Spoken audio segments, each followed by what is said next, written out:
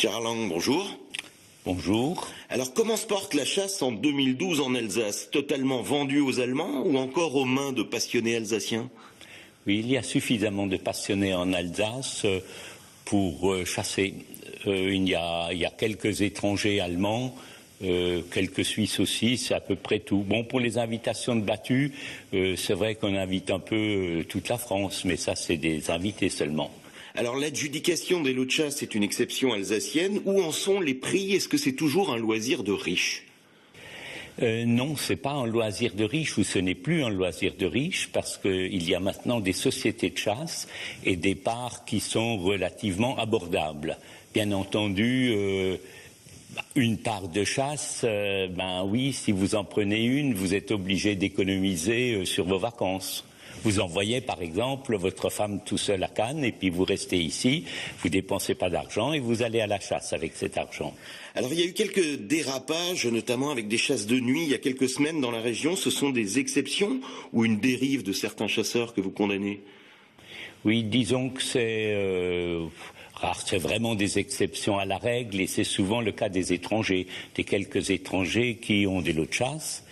Et parce qu'ils ont une pratique de tir de nuit chez nos voisins allemands, et puis quand les Allemands ils ont des parts de chasse en France, bien sûr, ils ont tendance à chasser de la même façon, ce qui n'est pas autorisé chez nous. On dira qu'on a un peu plus d'éthique pour ça. Alors plus généralement, j'ai envie de dire quand même que l'évolution de l'image de marque des chasseurs dans l'opinion est plutôt positive. De dangereux prédateurs anti-nature il y a quelques années, vous êtes devenus des régulateurs responsables de la faune et même de la flore. Oui, c'est vrai que la Fédération des chasseurs est une association agréée pour la protection de la nature et nous nous occupons de la faune mais aussi de la flore. On régule le cerf, le chevreuil, le sanglier, surtout le sanglier qui est en explosion démographique, et nos chasseurs s'appliquent à réduire les populations. Bon, c'est vrai qu'on s'occupe aussi de la flore puisque on plante des haies pour le petit gibier, pour toute la faune, la petite faune, de l'entomofaune jusqu'aux grands herbivores. On plante aussi des pommiers qui disparaissent, c'est-à-dire qu'on avait des variétés locales de pommiers qui sont en train de disparaître au profit de la golden, de la jaune à gold et autres golden. Et que la boscope, la reine des rainettes, les chasseurs s'appliquent pour la biodiversité, pour garder ces espèces locales. C'est vrai qu'on ne les attendait pas sur ce terrain-là, mais ça va même plus loin, le soutien de la population, qui vous pousserait, vous le disiez, à prélever peut-être même plus de sangliers en raison des dégâts et des accidents de voiture même qu'ils provoquent. Pourquoi vous n'en chassez pas plus alors, puisque tout le monde serait d'accord ?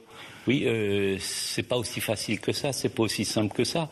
Dame Nature pour les uns, le bon Dieu pour les autres, ont donné 10 ailettes à une femelle sanglier, ce qui lui permet d'élever, si les conditions sont favorables, 10 petits marcassins.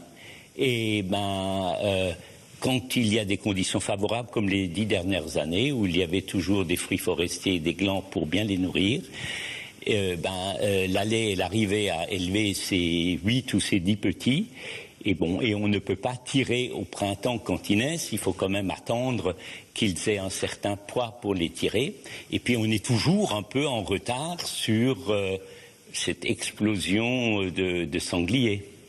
Gérard Lang, merci.